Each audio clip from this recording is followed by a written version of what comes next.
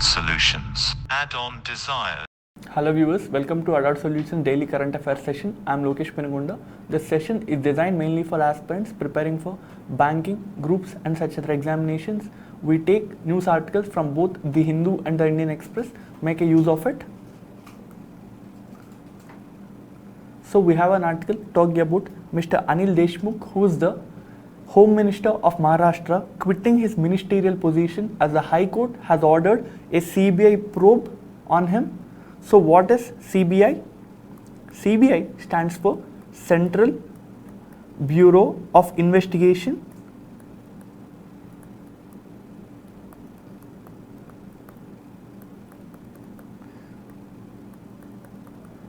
So what does CBI do? CBI is the main investigative agency of the government of India. So this is the main investigating agency of the government of India. Before going into the other functions of the CBI, we should have a brief idea about the background of the CBI. So in the year 1941, CBI was set up as a special police establishment by the British Indian government. So this happened in the year 1941. So what was the objective of setting up a special police establishment in this particular year? This was mainly to inquire into the allegations of corruption and bribery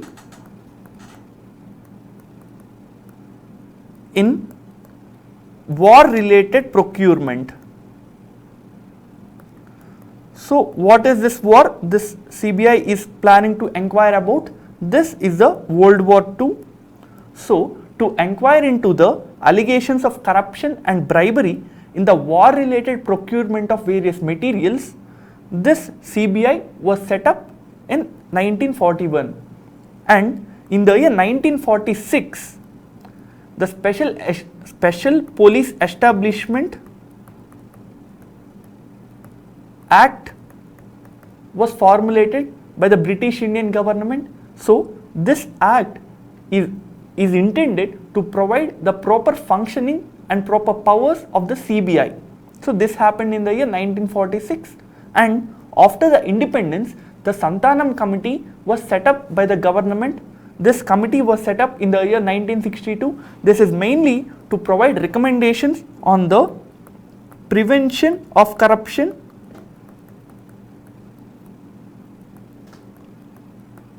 so Santanam Committee was set up to provide recommendations for the prevention of corruption in the Indian. So this committee has recommended that the special police establishment should be given full-fledged responsibilities to control and to eradicate the corruption in India.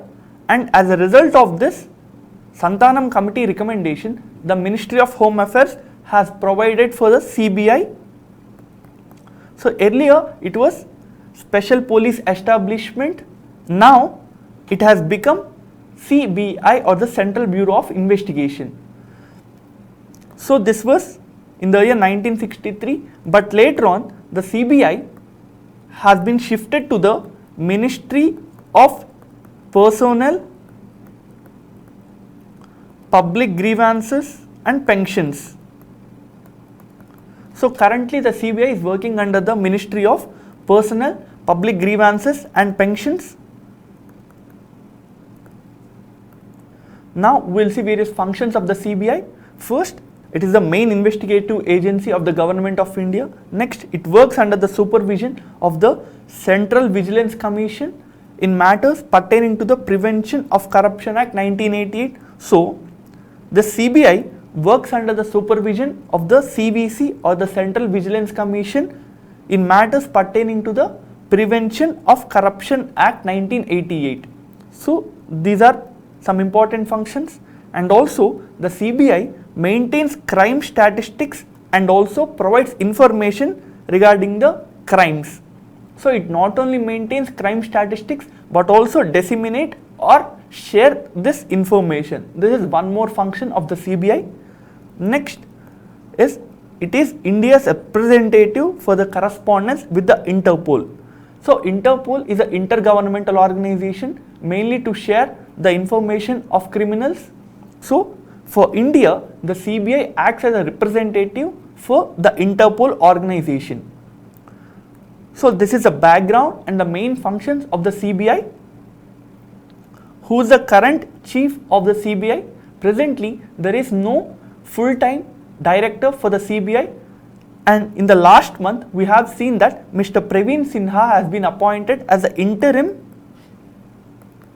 chief of the CBI. So he is currently the interim chief or the temporary chief of the CBI.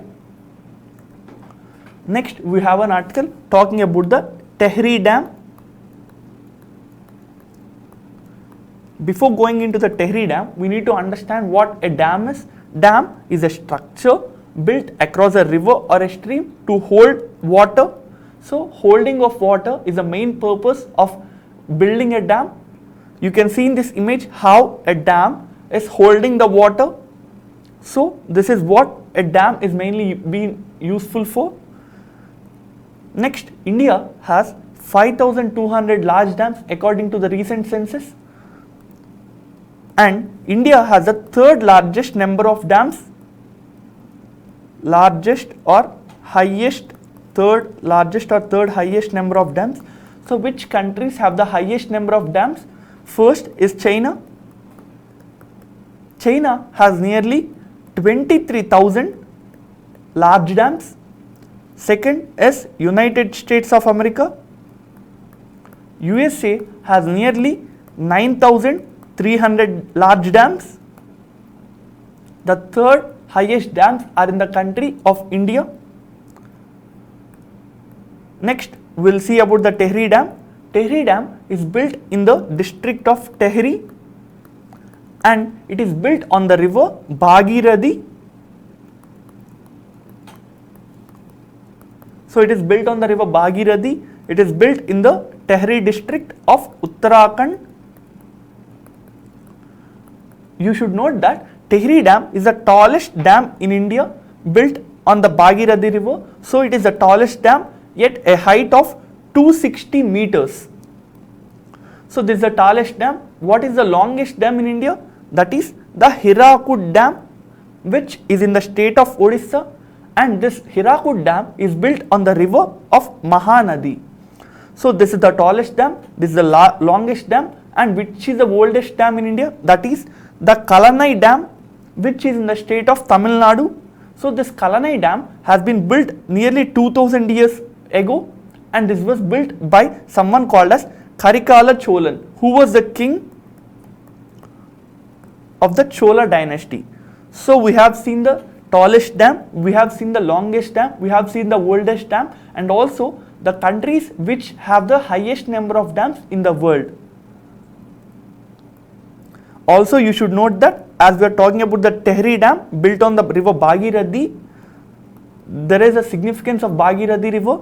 Bhagirathi river along with the river of Alaknanda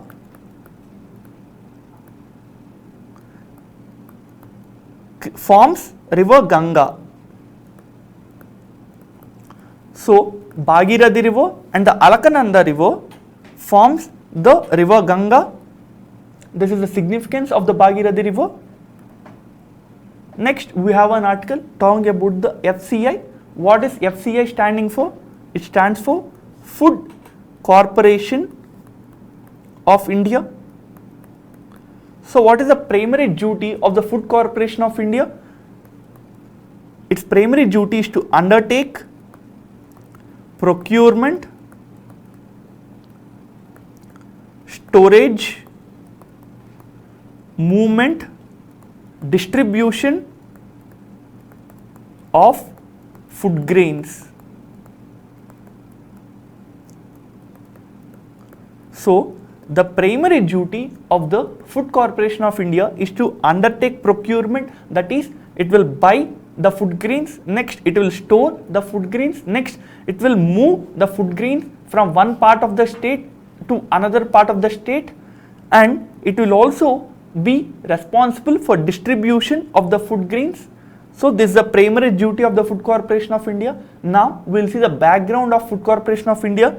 This was set up in the year 1965, and This is a statutory body. So what is a statutory body? We have seen earlier that statutory body is a body set up under the Act of Parliament. So under the Food Corporation Act of 1964, this body was created by the Parliament. Next, you should note that this Food Corporation of India is a public sector undertaking or a public sector unit. So what does it mean? It means that this is a government firm. So this is a government company or a government firm, and it comes under the Department of Food and Public Distribution because it is mainly dealing with the food procurement and food distribution, and it comes under the Ministry of the Consumer Affairs, Food and Public Distribution. So if you remember the main function of this Food Corporation of India, you will be able to understand which ministry it may possibly come under. So it comes under the Ministry of Food and Public Distribution and the Consumer Affairs. Also you should note that this was set up in the year 1965. Simultaneously, the Commission for Agricultural Costs and Prices was also set up. So what is the purpose of setting up of the Commission for Agricultural Cost and Purposes? It is mainly to recommend the remunerative prices of the various goods. Remunerative prices. So this commission provides for the MSP, that is the minimum selling price of various goods. So this will provide the purchasing rate, and the Food Corporation of India will purchase goods according to the MSP price set up by the CACP. So these two are related in this manner. Next, we have an article talking about INS Virat. So what is INS Virat? You can see in this image that INS Virat is a aircraft carrying ship or a aircraft carrier. What is the significance of INS Virat?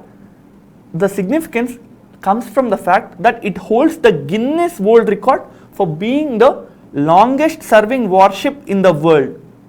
And you should note that this has served India between the years 1987 to 2017. I am saying this is served India between these years because it has served some other country before this particular period. So which country does it serve? It worked as a aircraft carrier for the Britain. So British Navy has used this ship between the years 1959 to 1984. That is, for a period of 24 years, the British Navy has used this ship, and the Indian government has brought the same ship and it has refurbished this ship, and after 3 years of the maintenance work, it was entered into the service, and for nearly 40 years, this is in the service of the Indian Navy. And also you should note that this INS Virat has participated in the Operation Jupiter and also the Operation Parakram. So what is Operation Jupiter? It is a Indian peacekeeping force operation in the year 1987 conducted for the Sri Lanka. So it is an operation related to the Indian peacekeeping forces in the year 1987, whereas Operation Parakram is an operation in the year 2002. So after the Parliament attacks of the year 2001, Indian forces were called upon near the border, and there was huge tension of war between the Pakistan. And in this operation also, in this event also, the INS Virat has participated. Next, there is a article talking about the earthquake in Sikkim and the tremors being felt in the 4 states. First, what is an earthquake? Earthquake, in simple words, is a shaking of the earth. It is a natural event and it is caused due to the release of the energy. We'll see this with an image. In this image you can see that the top portion of the earth crust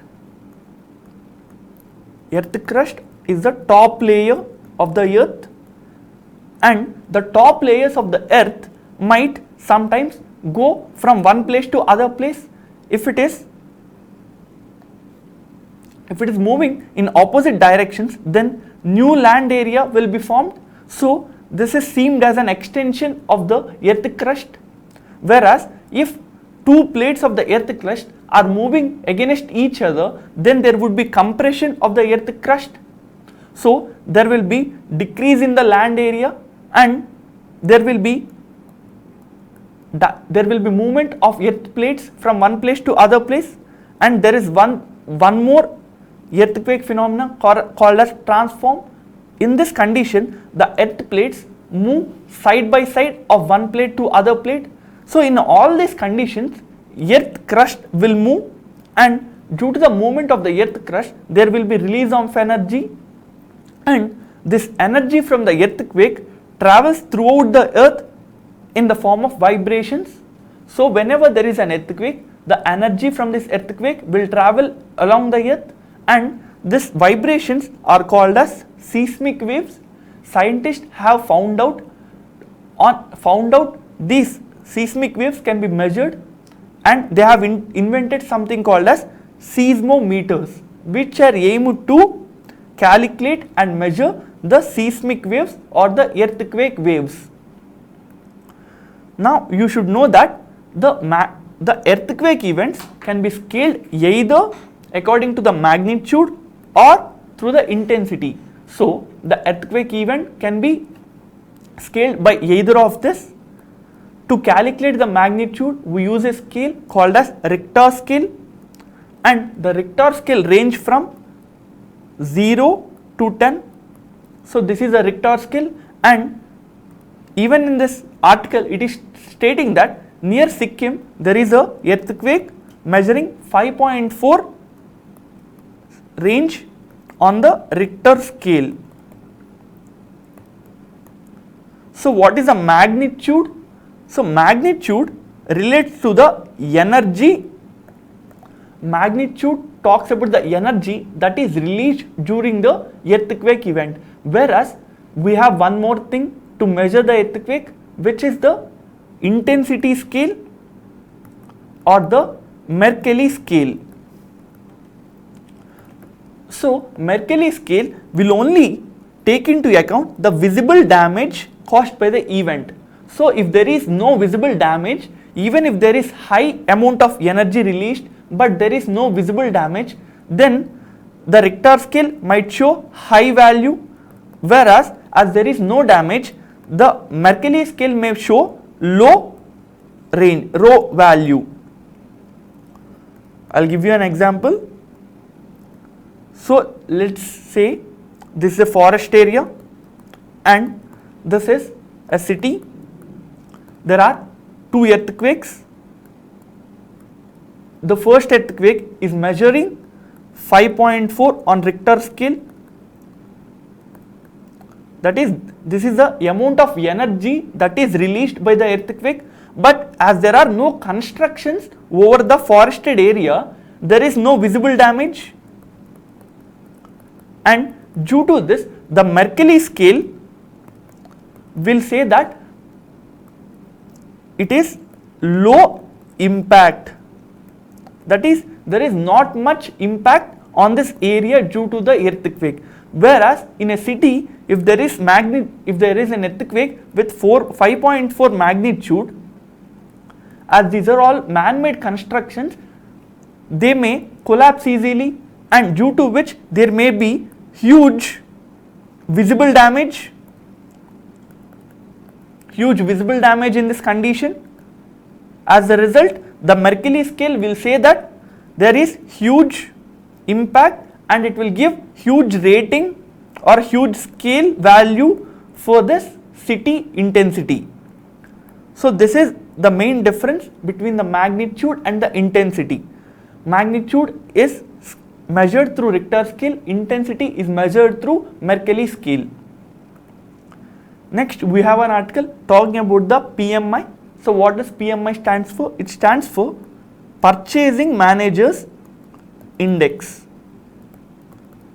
So, what is the purpose of PMI? PMI stands as an indicator of the business activity. So, it indicates how the businesses are going on. So, it indicates not only manufacturing sector related activity, but also services sector related activity. So, the PMI is an indicator of business activity of both manufacturing sector and also the services sector. Now, we will see how PMI is calculated. It is calculated by taking a survey, and it is based on the measure that asks the respondents about the change in the perception about key business variables as compared to the previous month. So, what is this? So, this index is calculated by taking a survey. This person A, person B and person C. These persons will be interviewed. They will be asked a question like, so this is today's, let's say April 1st. These persons will be asked, what do you think about the business perspective in this coming month? Do you feel that there is an increase in demand? So, are you investing more on any of your capital? Are you investing more or in any other expenditure? So, this is what this survey talks about. This will take the views of various purchasing managers so that it will be able to understand the future demand and future manufacturing and services related sector demand. So, this is what the calculation of PMI talks about. You should note that the PMI is taken or calculated separately for manufacturing, it is calculated separately for services, whereas in the end this both indexes are compiled together to give a composite index. So, who provides the purchasing managers index in India? It is provided by a firm called as IHS Markit. And you should note that this index is ranging from number 0 to 100. So, if the PMI of this month is above 50, then it indicates that there is a expansion in the business environment. If it is less than 50, there is a contraction in the business environment of both manufacturing and services. Whereas if it is equal to 50, it shows that there is no change compared to the last month. So, if it is 51, it shows that compared to the last month, there is better expansion in this month. If it is 49, it shows that compared to the last month, there is contraction in the economy and contraction in the manufacturing and services sector.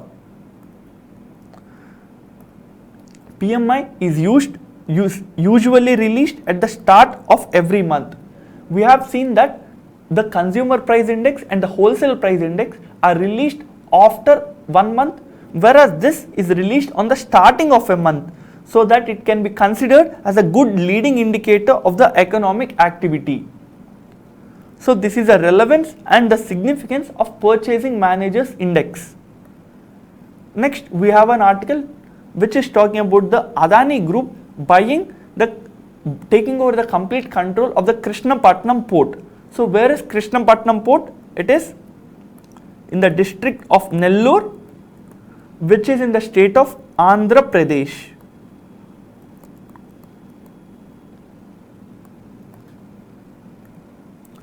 Next, we have an article talking about the problems related to coastal erosion.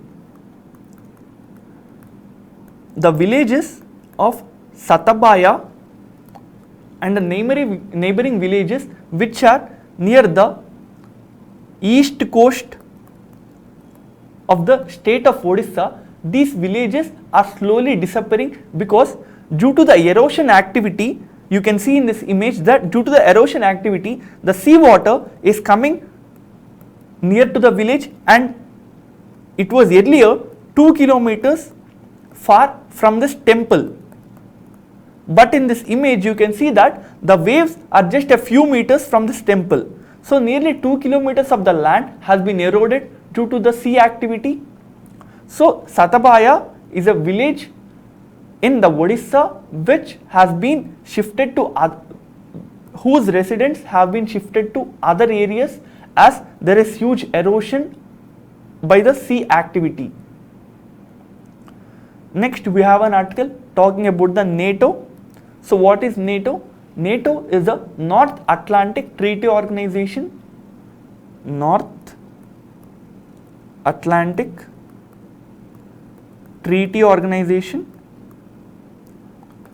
This is a intergovernmental military alliance. This is mainly between the countries of the North American continent and the Western European continent members. So as most of these members belong to Western Europe and the Northern America, this alliance is also called as the Western Alliance. You should note that this treaty and this organization was established in the year 1949 through the Treaty of the Washington. So through this treaty, nearly 12 countries in the year 1949 has come together to form a intergovernmental military alliance. So what is the main objective and main purpose of creating a intergovernmental military alliance? This is mainly to protect themselves against an outsider, and there is a important provision in this NATO which states that if a member country is attacked by a outside country, then all the members of this organization, has to come together for the defense of this member country. So currently there are 30 member countries. Let's say one country is North Macedonia. If another country, let's say Russia, is attacking North Macedonia, then all the remaining 29 member countries has to come to the aid of North Macedonia. So this is the main objective of creating a intergovernmental military alliance. Currently it has 30 members, whereas when it was established it has only 12 members. So what was the last country to add into this organization? It was North Macedonia, and in the year 2020 this North Macedonian country has officially joined the NATO grouping. With this we come to the end of this session. Share information about this initiative to your other aspirant friends. Thank you. Add-on Solutions. Add-on Desires.